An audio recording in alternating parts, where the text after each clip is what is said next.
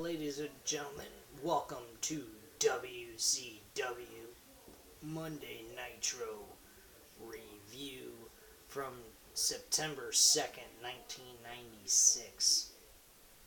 Just to give you an overall opinion about this show, my god, outside of a few good matches on here, this show was...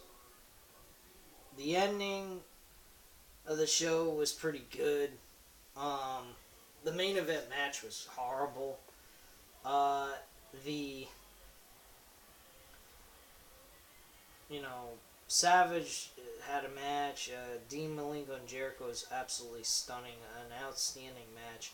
But I'll just get into the matches and everything in some of the segments that I remember watching from this episode. The DDP faces Alex Wright one-on-one. Decent match. Good action. Diamond Dallas Page picks up the victory over a cruiserweight competitor and gets the 1-2-3 off of the Diamond Cutter. So, pretty straightforward match. 3 out of 5 stars I give it. The WCW World Tag Team titles. Harlem Heat, Booker T and Stevie Ray face Buddy Valentino and Greg Valentine. Not so much of a big deal of a match. The Harlem Heat, they walk away victorious, retaining the WCW Tag Team titles. Now moving into, I believe they're facing the Steiner Brothers one-on-one for Fall Brawl of 1996. They pretty much have a segment, I think, with Mean Gene Okerlund. I watched this episode about several days ago. So it has been a while since I last watched it, so I do apologize if I miss any other things in this episode, like the segments, the matches I can go over since I do have the card right in front of me. But yeah, I mean Booker T and Stevie Ray, I do believe they have a discussion with Mean Gene Okerlund. He asks them how they feel about going into Fall Brawl with their match, and they said that pretty much they're ready for the Steiner Brothers. They're ready to kick some ass and retain their belts, and so forth. So, I mean, this match wasn't so bad. I give it a 3 out of 5 stars as well. Pretty solid action. This match here, Chris Jericho and Dean Malenko, awesome fucking match. Unbelievable. I was super impressed with this match. I give it a 4 out of 5 stars. Jericho and Dean Malenko worked very well together, back and forth action, pinfalls after pinfalls. You name it, they did it. It was a very awesome, great match. I loved the whole entire thing. It was awesome from beginning to end. And Jericho walked away victorious, beating Dean Malenko.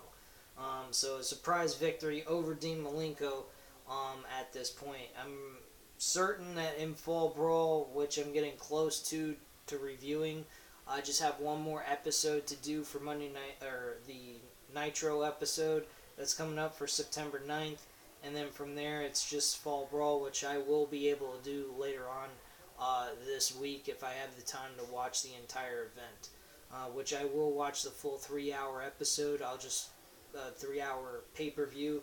I'll just go ahead and do it at like 8 o'clock and watch it like the normal way the pay-per-view is shown on regular television anyway. So, yeah, Jericho and Dean Malenko, great match. Jericho walks away victorious. We had a publicly paid announcement by the New World Order. And Hulk Hogan carrying that belt on his shoulder with the NWO written across the belt, spray painted, was just unbelievable. I think back about Hulk Hogan as a kid, thinking of him, what his persona was in WWE, and my god, his persona then in WCW was so much better than this, eat your vitamins, say your prayers, blah blah. It was like, it was him. He was actually being himself. Like, he was a prick, he was self-centered, he cared about being the champion all the time, he didn't care about anyone else. He just wanted to be the guy. That's it. Nothing else, nothing more, nothing less. And the whole wrestling world to be centered around him. He thought he was the absolute man. And he didn't care how he had to win it. To win, he just did. And that's all he cared about. And him talking about Ric Flair, the Four Horsemen, hyping up the Fall Brawl pay-per-view that he's going to have with Kevin Nash and Scott Hall teaming together against the two members of the Four Horsemen and two members of the WCW with Sting and Ric Flair, or Sting and Lex Luger.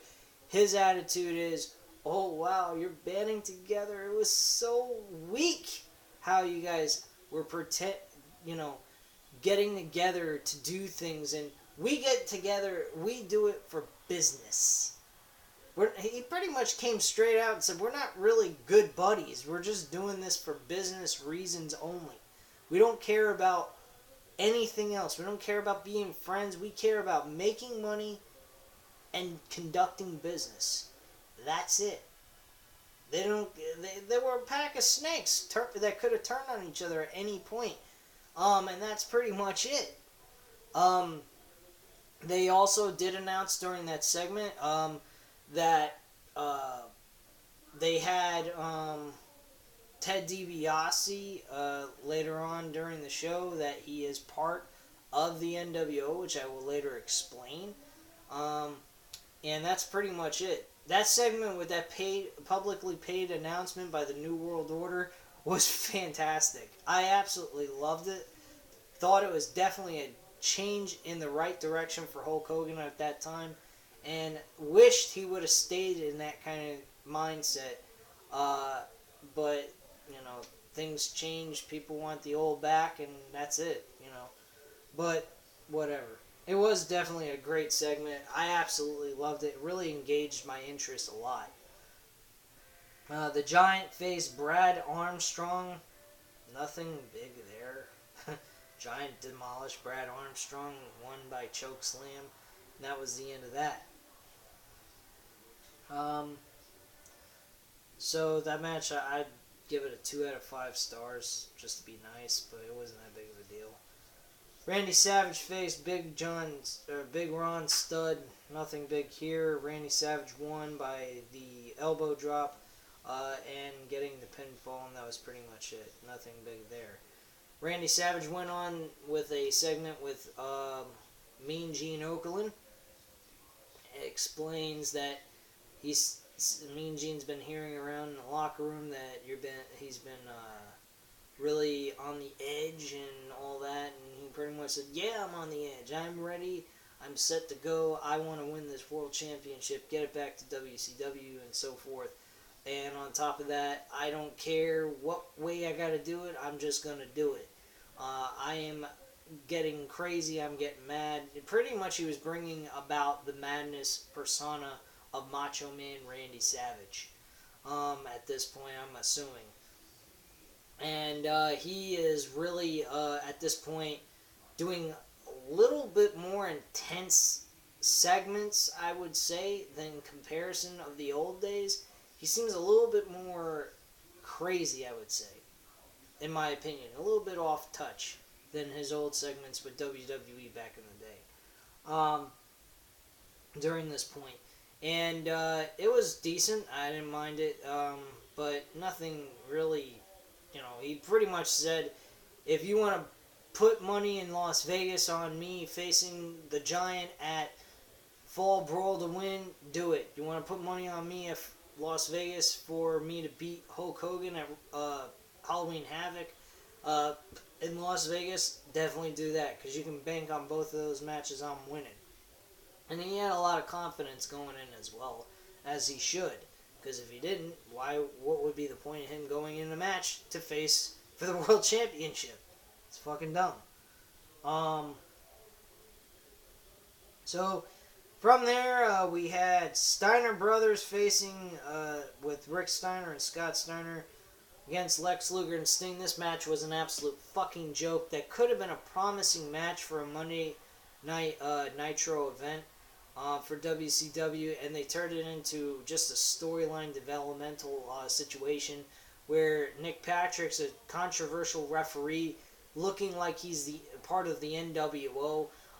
He the match was going on, and they accidentally, one of the wrestlers, I think it was Sting, or not Sting, Ric Flair shoved Lex Luger into the referee by mistake, and Nick Patrick just rang the bell for disqualification. Or Lex Luger did that to Ric Flair. Or no, wait, no, I got it wrong. Ric Flair shoved Lex Luger into Nick Patrick, and Nick Patrick got hit in the face by an elbow from Lex Luger by accident, and Nick Patrick disqualified Lex Luger and Sting for the match, so Ric Flair and Arn Anderson picked up the victory. Very stupid move on their part. Did not quite understand or the Steiner brothers, excuse me, what the fuck am I talking about? Yeah, Scott Steiner had Lex Luger. He shoved him, and Lex Luger went into the referee. This match wasn't all that big of a deal. I hardly even paid attention to it. It was only 38 seconds anyway, so who fucking cares? The main event was an 8-man tag team match. It had the Four Horsemen, Arn Anderson, Chris Benoit, Ric Flair, and Steve McMichael facing the Dungeon of Doom with Big Bubba, who was Big Bubba Rogers, who's a.k.a. Big Boss Man, Kevin Sullivan, Ming, and the Barbarian. Which, this match, almost 15 minutes long, wasn't all that entertaining to me. With the men that was part of the Four Horsemen, you'd think, even though despite the fact that the Dungeon of Doom wasn't all that big of a deal to me, it would attract some of my interest and you know, engage my, you know, for me to want to watch it. Absolutely did not. It's completely and fucking utterly ridiculous. The only thing that attracted my interest was when the match was finally fucking over, we had the NWO invading WCW again.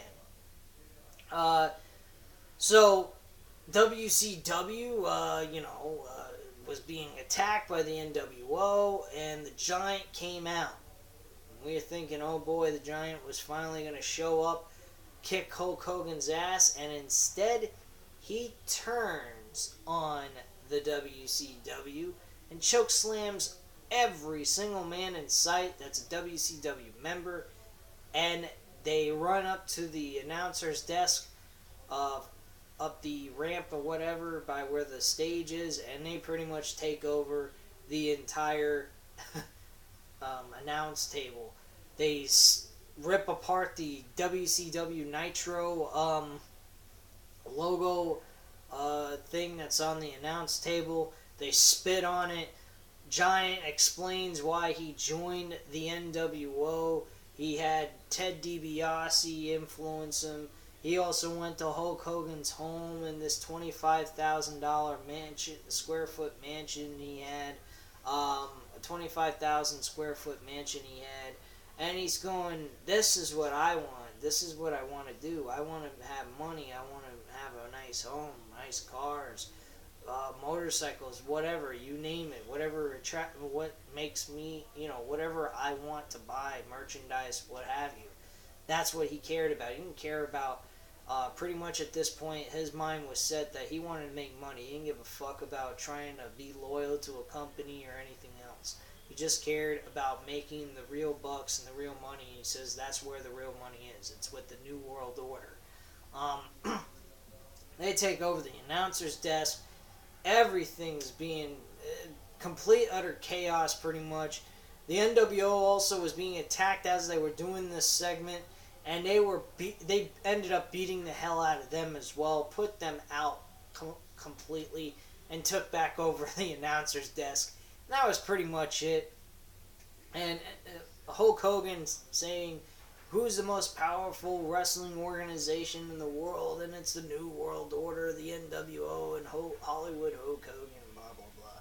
Pretty cool segment. I absolutely loved that ending. Thought it was really cool. But the show itself, I mean, I could have taken it or leave it. It's not that bad, but it's not that great either. But anyway, leave me your comments and opinions down below. Definitely check it out. See what you think before you make any comments. Just give your overall opinion, because it kind of seemed to me like a 50-50 split. There were some good moments. There was some lame moments altogether. But anyway, at this time, thank you very much for watching. I hope you enjoyed watching the video. Leave your comments and opinions down below as well, and lay it the smack down on that subscribe button. Have a great night, guys. Bye.